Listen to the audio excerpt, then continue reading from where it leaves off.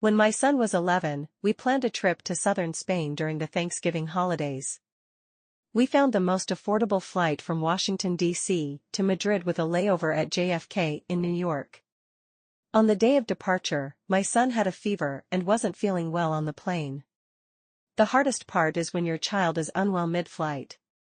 I asked the flight attendant to provide ice packs throughout the journey. We arrived at Madrid airport and stayed at the AC Hotel Coslada Aeropuerto, just 10 minutes away. The hotel is clean and nice and offers a free shuttle service from airport, which you can request in advance. We have a particularly touching story to share about this hotel. My child fell ill on the day we arrived, and early the next morning, I asked the front desk for help as I was worried he wouldn't be able to manage the rest of our trip in that condition. The staff kindly arranged for their shuttle to take us to Hospital del Henares, about 10 minutes away. Although we don't speak Spanish, we met an English-speaking doctor who listened to my concerns about our upcoming travel and prescribed antibiotics for my child's cold. Thanks to the medication, he improved significantly. I am deeply grateful for the kindness of the hotel staff, who helped us during a stressful time in a foreign country. This experience left me with a lasting impression of the warmth and compassion of the Spanish people, including the hospital staff, nurses, and doctors. With my child feeling better, we needed to grab a bite, so we headed to Plenilunio Mall, just 10 minutes from AC Hotel Coslada Aeropuerto. While exploring the mall, we found a place called Oktoberfest, now closed, which had the type of food my child enjoys. Having a nearby mall was convenient, allowing to get a quick meal without going far from the hotel. On the second day, we took a 20-minute taxi ride from the hotel into town to dine at Sala de Despís, a lively tapas bar with a unique market butcher shop vibe.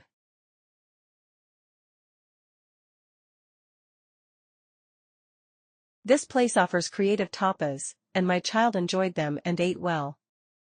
We took a 20-minute taxi ride from Sala de Despís to Mercado de San Miguel, where they also offer a wide variety of delicious food.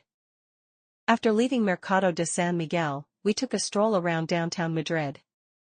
We went to Chocolateria San Ginés, a 3-minute walk from Mercado de San Miguel, and ate churros.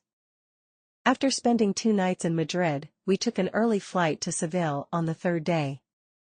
From the Seville airport, we rented a car and drove an hour and a half south to Ronda. As soon as we arrived in Ronda, we enjoyed a delicious paella for lunch at Casa Quino, now closed. We took a walk around Ronda to go the Mirador de Ronda. Visiting Mirador de Ronda offers breathtaking views that will leave you amazed. As you drive up to Ronda, the elevation climbs, and the scenery becomes more and more impressive, perfect for taking lots of photos. I highly recommend including Ronda in your travel plans when visiting Spain. In particular, the Puente Nuevo and the Centro de Interpretación offer spectacular sights.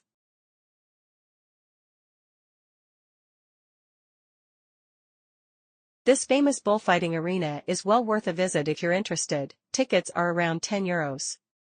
We decided to pass on it due to limited time. After exploring Ronda, we drove about 50 minutes south and checked in at our accommodation for the third night, the Westin La Quinta Golf Resort and Spa, Marbella, Malaga.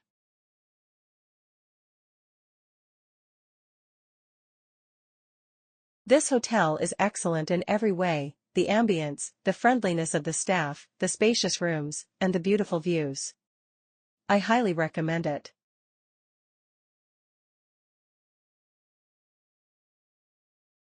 After resting at the hotel, we drove 20 minutes to downtown Marbella for dinner at a restaurant called Restaurante Compasión. The restaurant's interior was charming and calm, creating a wonderful atmosphere, and the staff was very friendly. Every dish we ordered here was delicious. I highly recommend this restaurant. Before heading back to the hotel after dinner, we took a quick walk around downtown Marbella. There were many quaint alleys full of old-fashioned charm, along with numerous dessert shops that looked irresistible. Marbella is a city I definitely want to visit again. We booked this hotel for 1 night using points as Marriott Bonvoy members and received a room upgrade and free drinks. We returned to the hotel, unexpectedly enjoying the free drink coupon, ordered drinks, and had a wonderful time. I'd say this was probably the happiest moment of the trip. After finishing all our plans, we returned to the hotel, had a drink at the bar, and spent a pleasant time chatting. These are the kinds of relaxing moments we travel for. On the morning of the fourth day, we checked out and drove east for 2 hours to Granada. Since we drove along the coastline, we were treated to beautiful views of the southern Spanish Sea. As we approached Granada, it was past lunchtime, so we decided to find a restaurant for lunch. However, to get there, we had to drive through Granada's old town, and parking was a challenge. The alleys were so narrow that we had to fold in the side mirrors to get through.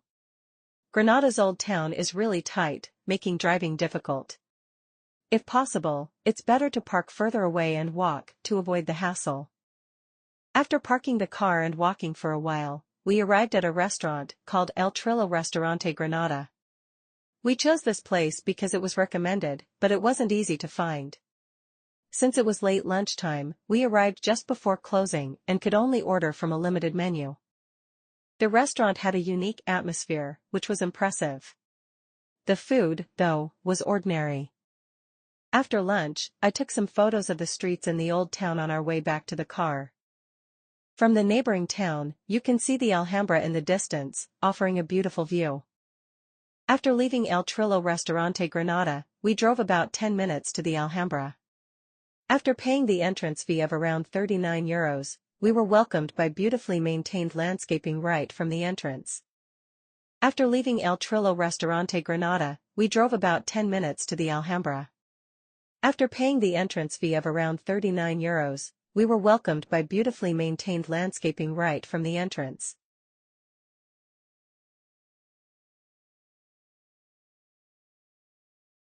The view of the town from the Alhambra was stunning as well.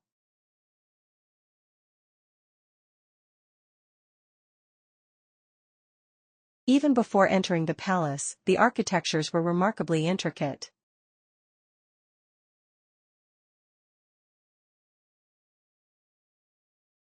The intricate details of the artwork are stunning.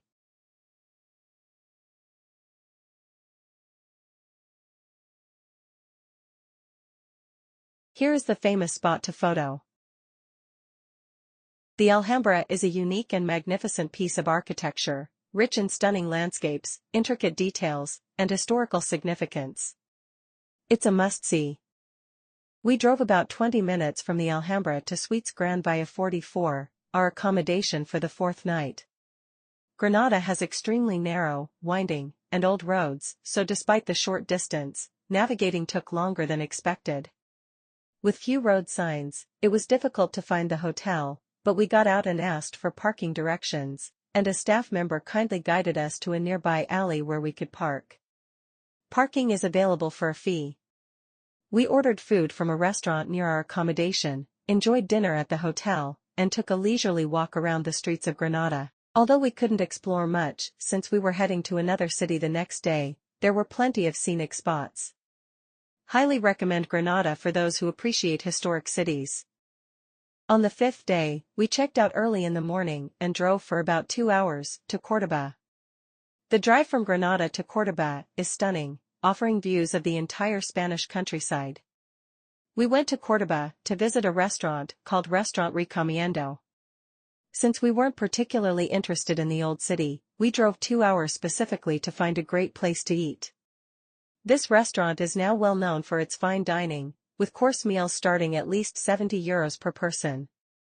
When we visited, we didn't have a reservation, so we couldn't dine there as walk-ins weren't allowed. They recommended a nearby restaurant run by the same chef. Although it was a shame, the restaurant we ended up at was also excellent. We drove 10 minutes to Restaurante El Invero, run by the same chef as Restaurante Recomiendo. This place had a more relaxed modern atmosphere. This hummus was excellent, with a beautiful presentation. The sardine dish recommended by the waiter as an appetizer was so delicious that it stayed with us long after. Even my child enjoyed it. The flavor was unlike anything we had ever tasted, and we couldn't figure out how it was cooked. The paella and other dishes were also delicious, with fresh and fragrant ingredients. We ended up at an unexpected restaurant in Cordoba, but sometimes the second choice is satisfying. We're not sure if we'll return to Cordoba, but we'll always remember the friendly people and the warm atmosphere of Cordoba. We drove an hour and a half from Cordoba to Hotel Porceltorneo in Seville, where we stayed on the 5th day. The hotel is situated on a triangular plot, so if you're driving, it may be tricky to locate the entrance. It's a good idea to ask about the parking lot location and park there first. When we arrived at night during a rainstorm, finding the parking lot was particularly difficult. All the other facilities are in good condition. The following morning, we took a taxi to Plaza de España, Seville's most famous square. I took many pictures here. It looks beautiful from every angle. Whenever we travel, my son loves to play with the pigeons.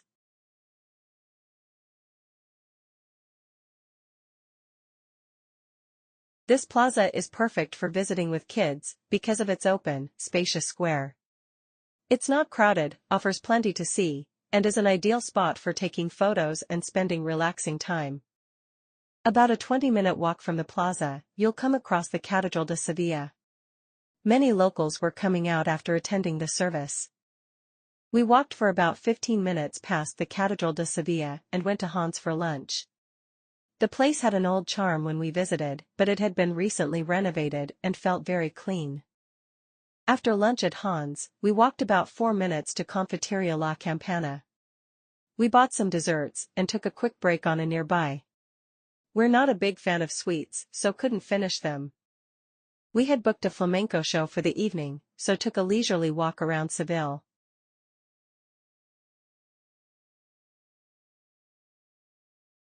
The show at La Casa del Flamenco started at 7 p.m., but we entered at 6:30 p.m. The theater is very intimate, allowing you to see every movement and expression of the performers up close. Tickets were about €20 per person. Although performances at La Casa del Flamenco are currently on hiatus, they are expected to resume soon. The performance was incredibly moving. Photography was prohibited during the show, so I couldn't take any pictures.